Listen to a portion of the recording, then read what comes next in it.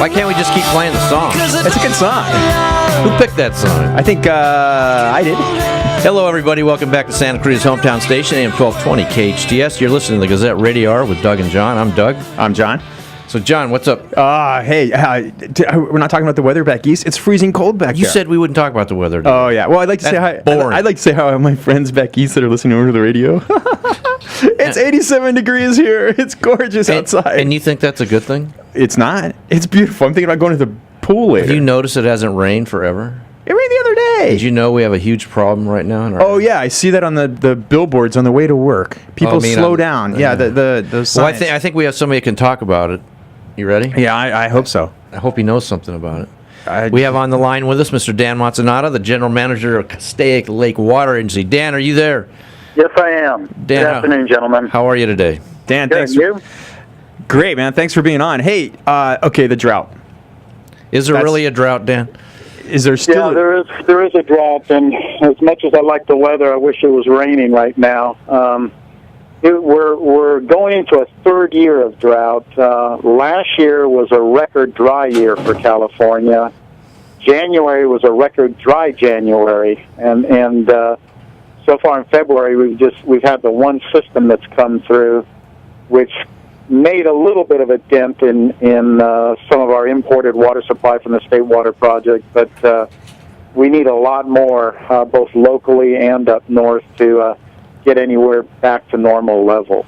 So, Dan, do we need the rain here and the snowpack up north? Do we need both? Well, not in every year. 70% of the time, we don't have critically dry conditions down here and up north at the same time, and vice versa.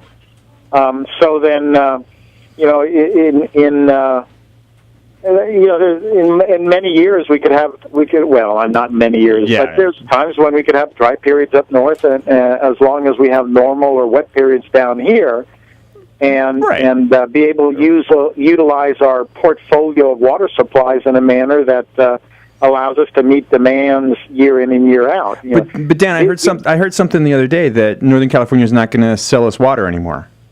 No, what you may have heard is that the allocation from the State Water Project this year is zero because of the extreme dry conditions. But we have a contract, and when the water is available, the Department of Water Resources is obligated to deliver that water, and will continue to do so. Okay. But again, we've got very extreme conditions right now. They're unprecedented, and so in order to stretch every last drop, in particular, not knowing when the drought is going to break, we need to do everything possible to stretch every last drop that we have right now into next year. Right. I heard they're talking about. I heard they're making recommendations that everybody cut back 20%. Right. Right. Okay. Just out of curiosity, has anybody thought about what that looks like to the average person? Does that mean you take one less shower a week, or what does 20% look like? That's a good question, and actually, we and the retailers are going to have information posted on our websites that will quantify water savings associated with reduced watering times and taking shorter showers. So if you go to any of your water retailers' websites or the agency's websites, there will be tips there. But the one thing if there's one tip that I would make right now is to remind people that here in the Valley, up to 70% of our water use is for exterior purposes. Watering lawns, landscaping, things like that. Correct. And even though it's been kind of dry out, if you're watering your lawn more than 3 days a week, 10 minutes per time, you're overwatering. The days are shorter, the nights are cooler, and the lawn during this time of year naturally won't look bright emerald green. Yeah, it's not that time of year. Right, and in fact, if and some folks still are, watering once a day, you're not doing your lawn any good because that encourages shallow rooting. Oh, exactly. What you want is more periodic or infrequent watering that allows the water to soak in and the roots to grow deeper. So then the turf and plants can actually withstand drier periods and are healthier as a result of irrigating. Just using the tips that, again, the purveyors and the agency have on their website. Folks, we're visiting with Dan Masnada, the general manager of Castaic Lake Water Agency. We're talking about the current drought that California is going through.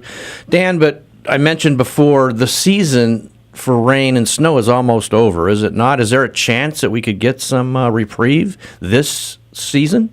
There's a chance that we'll get a slight reprieve. We won't get back to what we would consider normal conditions. The three wettest, both in terms of rain and snowpack, months of the year for California are December, January, February. We're already, we're at the halfway mark in February. Looks like there's a little bit of wet weather on the horizon for Northern California that would benefit the State Water Project, but again, the expectation is that this is going to end up being a dry year. It's just a question of how dry it will be. Yeah, Dan, I guess the question on everybody's mind, and I assume our listeners, is where will there be water rationing at some point? Forced water rationing? Well, not for this year. We are encouraging. We use the term voluntary conservation, but I hate to even use the word voluntary because it seems to suggest that, maybe I don't have to do it, but my neighbor can do it. Right. It's only voluntary in the sense that it's not being enforced, so there aren't rate penalties associated with reduced water demand. But to the extent that folks can reduce their water usage, it will help reduce the cost that will be passed on to them.